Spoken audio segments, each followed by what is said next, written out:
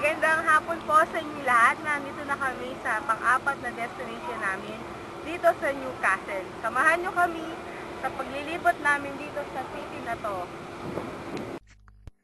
Ito ang aming unang pinuntahan dito sa Newcastle, ang Anglican Cathedral. Maliit na lugar lang ito pero maganda naman. Ito na yung loob ng church. Masyado siyang napakalaki. Ang Anglican ay parang Protestant church din. Kaya makikita nyo dyan sa loob na napakalaki ng church na ito. Maraming tawang po pwedeng magkasya dito sa loob. Ito yung mga gamit nila. Mga lahat yan ay gawa sa gold. At 18th century pa yung karamihan ng mga yan at nakatago lang yan sa isang lugar na safe. Kami lang ang pinapasok para makita ang lugar na yan at sobrang ganda. Ito yung lugar naman na sinasabi nilang ginaya sa San Francisco, California. Kaya kung mapapansin ninyo masyadong may pagkakahawig siya sa San Francisco, maganda yung lugar, tahimik at mainit pero napakalamig ng simoy ng hangin. Ito yung sabi nilang harbor nila. So, itong nakikita ninyo yung malaking barko galing China, kumukuha yan ng mga miniminan nilang coal na ginagamit sa mga paggawa ng electricity at kung ano-ano pa. Napakalaki ng barkong yan.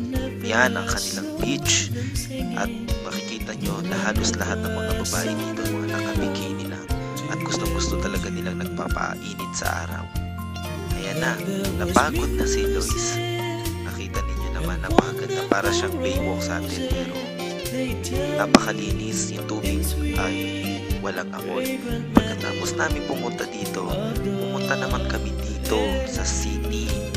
Diyan kami mamimili ng mga pandagdag sa mga pasalubong namin. Malinis, para ka ring nasa Europe. Talagang malaki yung pagkakaparehas niya sa Europe. Halos kaparehas niya dito. Malinis ang mga mall nila dito. Maliit na city kasi ang Newcastle, kaya maliit na lugar lang pero kahit maliit, namili na.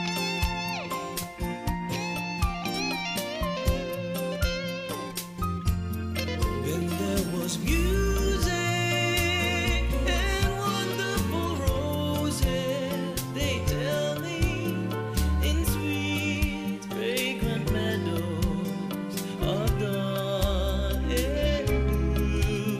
There was love all around, but I never heard it singing. No, I never heard it at all till there was you. Till there was you.